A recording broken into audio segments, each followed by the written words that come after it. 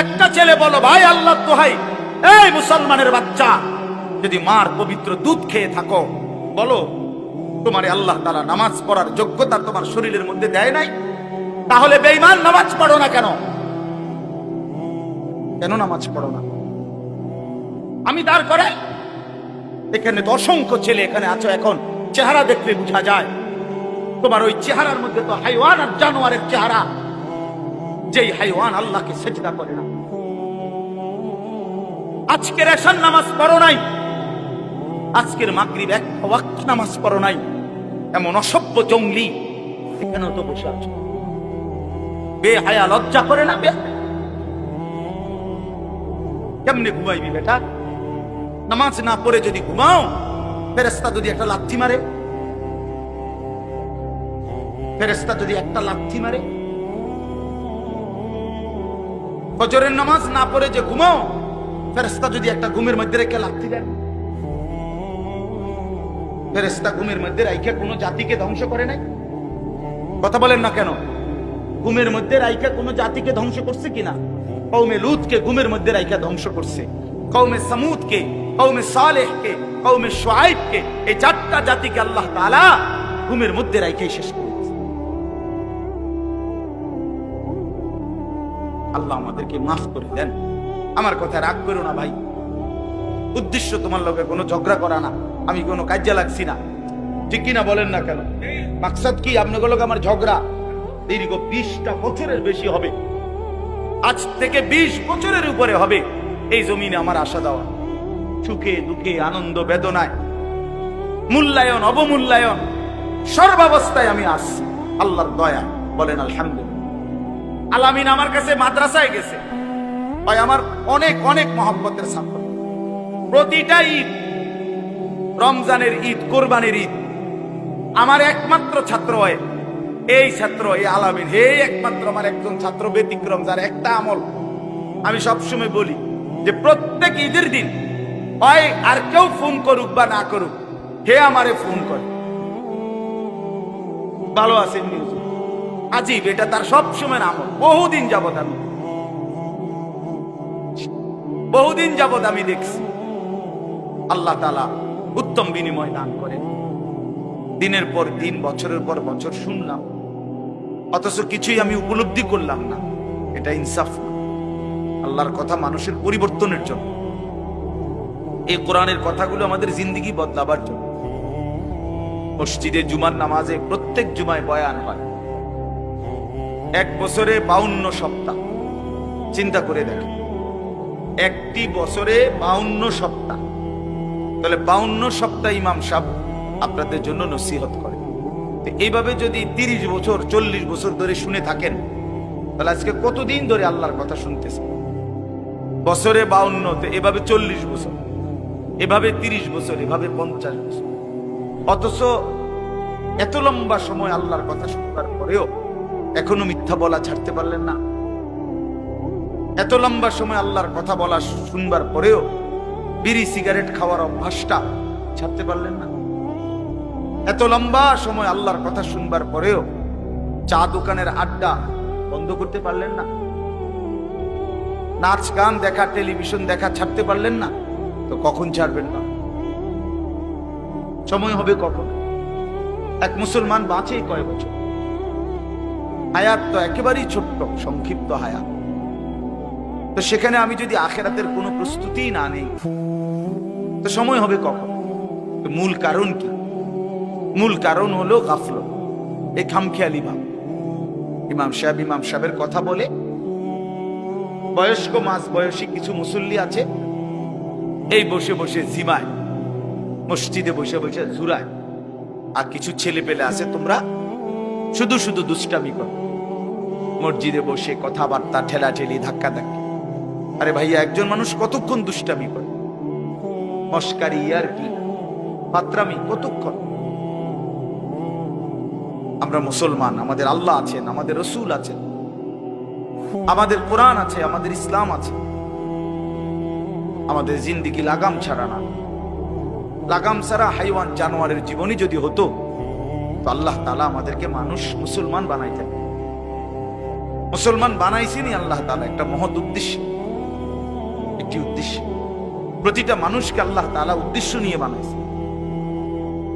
আফাহাসিবতুম আন্নামা খালাকনাকুম আবাসা। কুরআনুল কারীমের মধ্যে আল্লাহ তাআলা বলেন, বান্দা তোমরা কি এই ভেবেছো যে আমি আল্লাহ তোমাদেরকে অনর্থক বানিয়েছি? কোনো উদ্দেশ্য নাই, এমনি এমনি। ওয়া আন্নাকুম ইলাইনা লা তুরজাউন। এবং আল্লাহ তাআলা বলেন, তোমরা কি এই মনে করেছো বান্দা যে আমি আল্লাহর কাছে তোমাদেরকে ফিরে আসতে হবে না? কি ভাবছো আমার কাছে আসতে হবে না? তো উত্তর দেন, বলেন, উত্তর দেন না যে আমরা কি আল্লাহর কাছে ফিরতে হবে? বলেন না, সবাই বলেন, ছেলেরা বলো ভাই, ফিরতে হবে আমরা আল্লাহর কাছে। তো তিনি কি কিছুই জিজ্ঞেস করবে না? ফাওয়ারাব্বিকা লানাসআলান্নাহুম আজমাইন। খোদার কসম, কোরআনে আয়াত। আল্লাহ বলেন, আমি রবের কসম করে বললাম, আল্লাহ নিজের কসম করে, আমি আমার জাতের কসম করে বললাম, বান্দা আমি কিন্তু তোমাদের সকলকেই জিজ্ঞেস করব। ফাওয়ারাব্বিকা লানাসআলান্নাহুম আজমাইন। আজমাইন মানে সকল, একজনকেও ছাড়বো না বান্দা, আমি জিজ্ঞেস করব। কি ভাবছেন? হয়েছে? এই বেটা, বাংলা বুঝো না ইংরেজিতে বুঝো? বন্ধ করো লাইট, মোবাইলটা নামাও।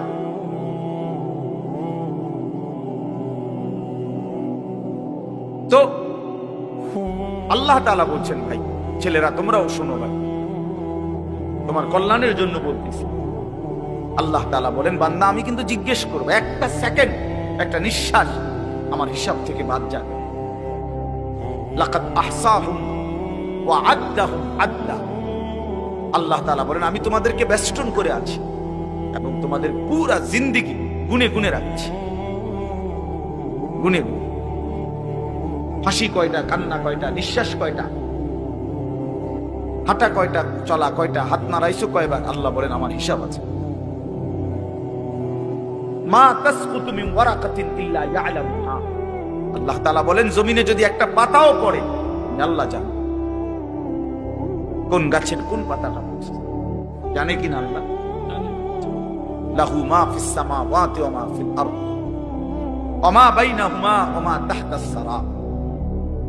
আল্লাহ বলেন, সাত আসমানে যা আমার, সাত জমিনে যা তাও আমার, আসমান ও জমিনের মাঝখানে যা তাও আমার, সাত তবক জমিনের নিচে যা তাও আমার। এই জন্য দোস্ত আমার, বন্ধু আমার, বাপ আমার, ভাই আমার, পর্দার আড়ালের মায়েরাও, আমার জন্য, আপনাদের জন্য, আমরা সবাই এটা বুঝা দরকার। আমাদের জিন্দেগির এক সেকেন্ড ফালতু না। হাসতে হাসতে বলা আর কাশতে কাশতে বলছেন, মস্কারি করে বলছেন আর ঠাট্টা করে বলছেন, ইয়ার কি করে বলছেন, সমস্ত কিছু হিসাব হচ্ছে, হিসাব দিতে। ওয়াকুল্লুহুম আতিহি ইয়াউমাল কিয়ামাতি ফারদা। আল্লাহ তাআলা বলেন, তোমরা সকলেই আল্লাহর সামনে কিয়ামতের দিন একজন একজন করে দাঁড়াবে, একজন একজন, আলাদা আলাদা। ফারদান মানে ওয়াহিদা, একজন একজন, আলাদা আলাদা উত্তর দিতে হবে। সুম্মা লাতুসআলুন্না ইয়াউমাইদিন আনিন নাঈম। আমার দেওয়া প্রতিটি নিয়ামত সম্পর্কে অবশ্যই আল্লাহ বলেন তোমাদেরকে জিজ্ঞেস করা হবে। হাশরের ময়দানে আছে, আল্লাহ ফেরেশতাদেরকে বলবে, ওয়াকিফুহুম ইন্নাহুম মাসউলুন। আমার বান্দাদেরকে লাইন ধরে দাঁড় করাও, কিফু, তাদেরকে থামাও, দাঁড়াও। ইন্নাহুম মাসউলুন, তাদের সকলকেই আজকে জিজ্ঞেস করা হবে। বহু আয়াতে ওয়া ইম মিনকুম ইল্লা ওয়ারিদুহা। আল্লাহ বলে, তোমাদের একজনও এমন হবে না, নবী বলো, রাসূল বলো, আউলিয়া বলো, ইমানদার বলো, নাফরমান বলো, প্রত্যেককেই ফুল সিরাত পার হইতে হবে, পার হইতে হবে। প্রত্যেককে তার আমল নামার মধ্যে প্রত্যেকে হাতে নিতে হবে, হয় ডান হাতে নয় বাম হাতে। প্রত্যেককেই মিজানের পাল্লার সামনে আসতে হবে তোমার আমল নামা ওজনের জন্য। আল্লাহ তাআলা বলেন, বহু মানুষ তার আমল নামা নিজের জিন্দেগির কর্মকাণ্ড মিজানের পাল্লায় দিবে ওজনের জন্য। আহা, আল্লাহ বলে কাফের, বেঈমান, নাফরমান, পাপী, ফালা নুকিমু লাহুম ইয়াউমাল কিয়ামাতি ওয়াজনা, সেদিন কিয়ামতের দিন মিজানের পাল্লাতে তাদের সারা জিন্দেগীর সমস্ত কর্মকাণ্ডের এক বিন্দু কোনো ওজন আসবে না, 100 গ্রামও হবে না, 100 গ্রাম। জিন্দেগিটা শুধু ভাত তরকারি আর বন বিড়ি আর চা বিস্কুট আর ভাত, ঘর বাড়ি বাজার ব্যবসা চাকরি টাকা রোজগার এর মধ্যেই শেষ করে দিচ্ছে। এই পুরাটা একসাথে ওজন দিলে কিছুই আসবে,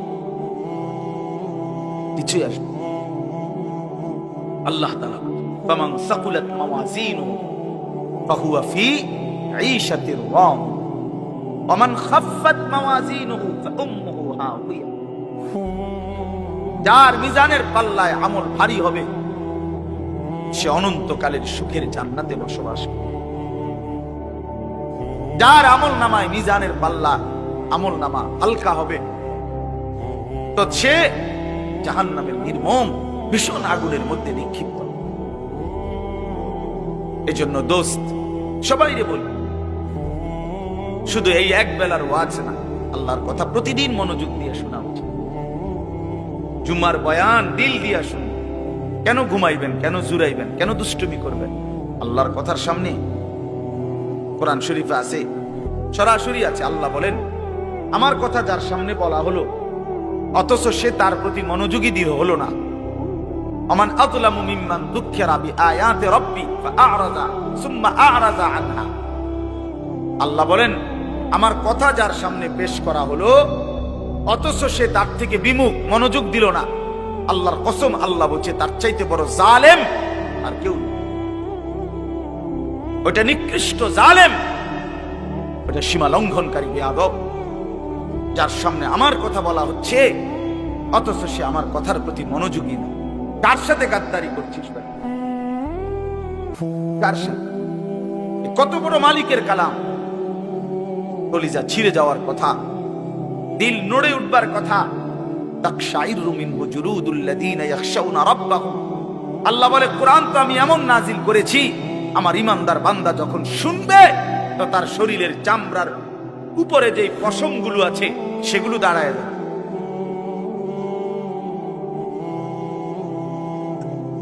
বুঝছে? এই জন্য বাপ আমার, বন্ধু আমার, এতক্ষণ লাগাই আপনাদেরকে এই কথাটাই বুঝাইতে চেষ্টা করলাম। আজকের জন্য না, জিন্দেগি পরিবর্তনের জন্য আল্লাহর কথা দিল দিয়ে শুনতে হয়। ছোট হুজুর বড় হুজুর কোনো কথা না, আপনাদের গ্রামের হুজুর আর বাহিরের হুজুর কোনো কথা না। আমিও গ্রামেরই, আমি কোনো মাটির তলের থেকে আসি নাই, চাঁদের দেশ থেকে আসি নাই, ঠিক কিনা বলেন না? আমিও এক গ্রামের সন্তান, তো আলামিনও এক গ্রামের সন্তান, মৌলানা ইয়াহিয়াও এক গ্রামের সন্তান, হুজুর এক গ্রামের সন্তান। তাহলে স্থানীয় না দূরের এটা কোনো কথা না, প্রধান বক্তা না বিশেষ বক্তা এগুলো কোনো কথা না, সকালে বলছে না আসরের পরে বলছে এগুলো কোনো কথা। রাত 10টা বাজে ওয়াজ করলে উনি প্রধান বক্তা আর আসরের পরে বয়ান করলে উনি সামান্য বক্তা, এই সিদ্ধান্ত কে দিল? বলো কথা, এটা কেমনে ফয়সালা হইল? মাগরিবের পরে ওয়াজ করলে উনি বিশেষ বক্তা, তো নবী সাল্লাল্লাহু আলাইহি সাল্লাম কোনদিন মাগরিবের পরে বয়ান করে নাই, কথা বলেন না? ফজরের পরে বলে নাই তো আচ্ছা এটা কোনো বিষয়? এগুলো ধোঁকা।